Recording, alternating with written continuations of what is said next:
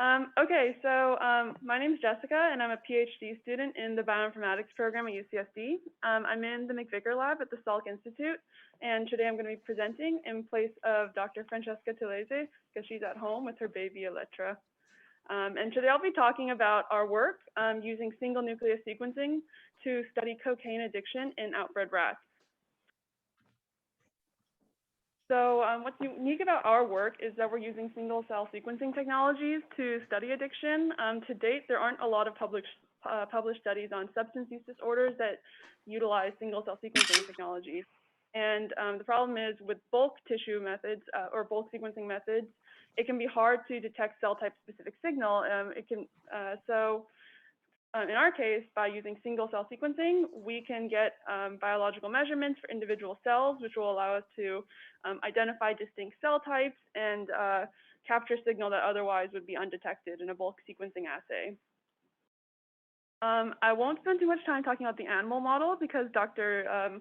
George covered this in his talk earlier, but briefly, we use tissues from the cocaine brain bank established by Dr. George's lab, and these rats were subjected to this model of extended access to cocaine IV self-administration over the course of 8 weeks. And various biological metrics for addiction-like behaviors were recorded and used to stratify the rats into 2 distinct groups, one that showed high addiction to cocaine and one that showed lower addiction to cocaine. So those would be the red and the green groups. And I can go into this more later if people have questions at the end. So here, these are the UMAPs summarizing our single nucleus sequencing results. We did both single nucleus RNA sequencing as well as single nucleus ATAC sequencing. In the RNA sequencing, we used tissues that came from the amygdala of 19 rats, including both those that were highly addicted, lowly addicted, as well as some that were naive. The reason being that having more cells gives us more statistical power and can help us better identify distinct cell types. After QC and filtering, we had about 163,003 nuclei in the RNA-seq data set. And in the ATAC-seq data set, we used amygdala from 13 rats, high, low, and naive. And after QC and filtering, had about 88,000 nuclei. To identify cell types in the RNA-seq data, we went off the expression of known marker genes. It's harder to identify cell type identities in single nucleus ATAC-seq data because it's so sparse, and additionally, it's not well known what open chromatin regions characterize different cell types. So what you do instead is we got gene activity scores for individual genes by counting the number of reads in the ATAC-seq that overlap the promoter regions of known marker genes, and then use this label transfer technique that basically looks for correlations between the expression in the RNA-seq data and the gene activity scores in the ATAC-seq data.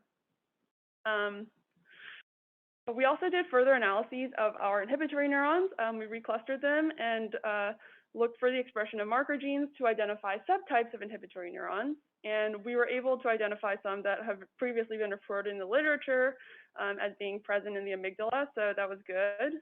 But for the purpose of downstream analyses, we're not going to focus on all of these subtypes because not all of them were present in a sufficiently large quantity to have enough statistical power for downstream analyses. So we drew a cutoff at 2,000 nuclei.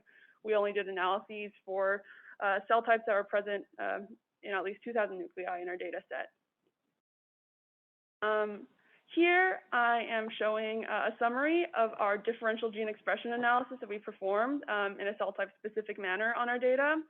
So what we did is within each cell type, we compared the expression of genes between nuclei that came from highly addicted rats to those that came from lowly addicted rats. If you look at the left plot, this is a volcano plot that summarizes the differential gene expression analysis in the neuronal cell types. What we observed is that the general trend for the most significantly differentially expressed genes seems to differ across different neuronal cell types. On the right, this volcano plot summarizes the differential gene expression results for the glial cells. And here we actually notice a more consistent trend. Most of the most significantly differentially expressed genes in the glial cells appear to be upregulated in the highly addicted rats. But to better make sense of our differential gene expression analysis, I performed a gene set enrichment analysis of the differentially expressed genes. We found significant enrichment of several pathways related to addiction, highlighted here in green. We also found enrichment of many pathways related to neurotransmission and some related to stress, such as cortisol synthesis and Cushing syndrome. And what I'm going to be talking about in the rest of the talk, for the most part, will be our findings regarding glucose metabolism. We found enrichment of some pathways related to glucose metabolism.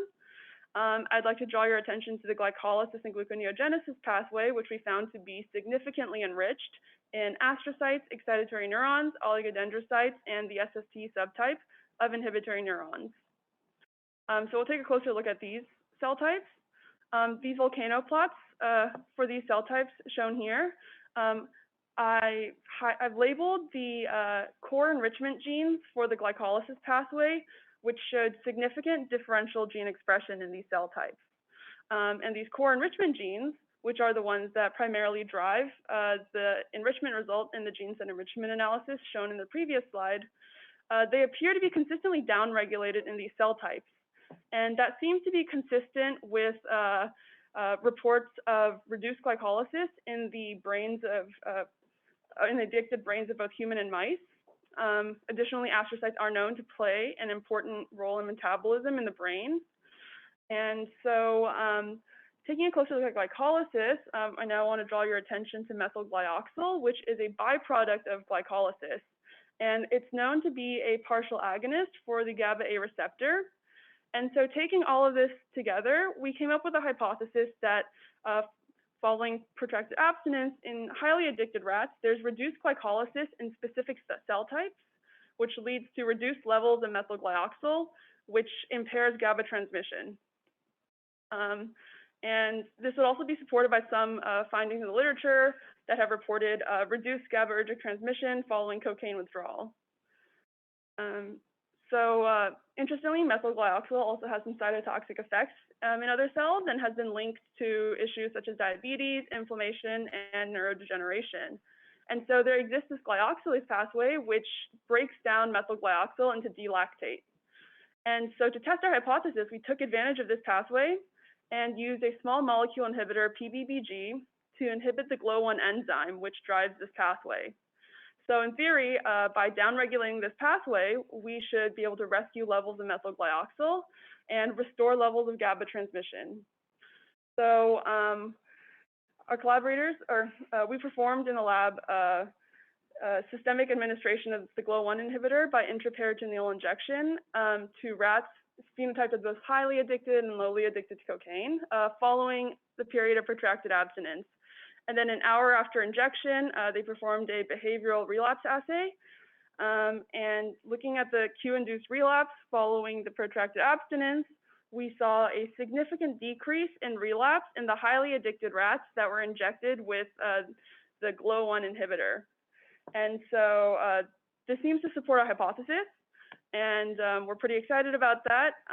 So this experiment was a systemic validation experiment. So the next step that we would want to take is to perform more tissue-specific or cell type-specific experiments to get a better understanding of the role of these cell types in modulating glucose metabolism and how that relates to cocaine addiction. Just so everybody got it, she just cured cocaine addiction, okay? So administers this drug, and now the high addicted animals no longer relapse. They relapse at the levels of the low addicted animals. That came through. Yeah, so that was pretty exciting. And so ongoing and future work, today I primarily shared our analysis of the RNA-seq data, but we've also been analyzing the single nucleus ATAC sequencing data to identify regulatory mechanisms, particularly cell type specific regulatory mechanisms that are involved in cocaine addiction. And so as an example of one thing that we're doing, I looked at the differentially accessible peaks, so chromatin regions that were differentially accessible in the highly addicted rats compared to the lowly addicted rats. And when looking at regions of the genome that were repressed in highly addicted rats, we saw cell type specific enrichment of the GRE motif in astrocytes and oligodendrocytes. And so the GRE motif is bound by the glucocorticoid receptor transcription factor. Of note, we also found enrichment of a couple of other motifs in the nuclear receptor family, ARE and PGR, in astrocytes and oligodendrocytes. And so we hypothesized that reduced binding of GR, the glucocorticoid receptor, to its targets, might influence the expression of genes related to glycolysis.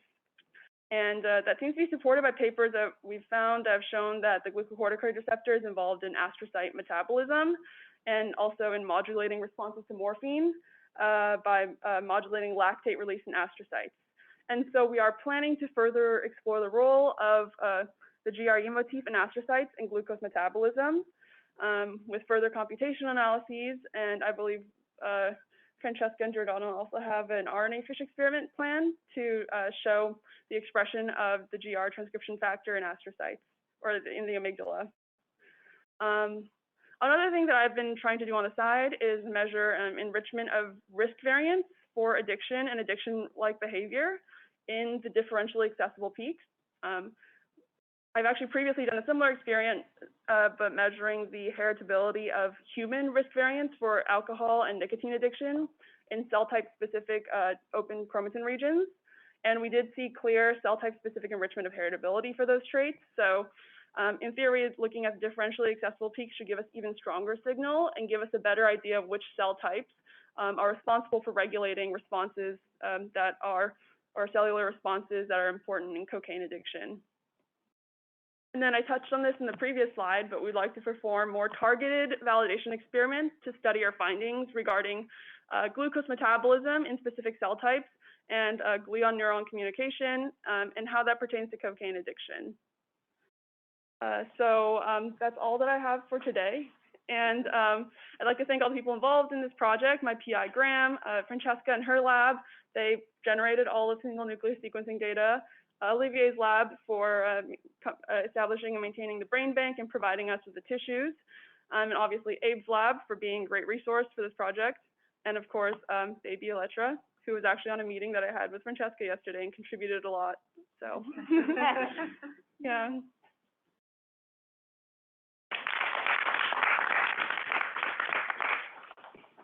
All right, and again, we have a few minutes. There was a ton of chat going on. I don't know if any of the chatters want to say something out loud. Could be a question for Jessica, or it could just be a comment. Yeah, I mean, I guess I'm one of the chatters, but yeah. There were good answers. The main point I was bringing up is that the amount of cocaine that those brains were exposed to is very different. And so it's hard to disentangle whether the differences in gene expression, whether single cell or more broadly, are the effect of that or relate to the vulnerability or resilience to the drug. So the drug is like changing things in its own right. Of course, it's indirectly related, but it's just hard to disentangle. But I take the point that A, it's pointing to interesting targets, and B, both are relevant, whether they're causal or consequence.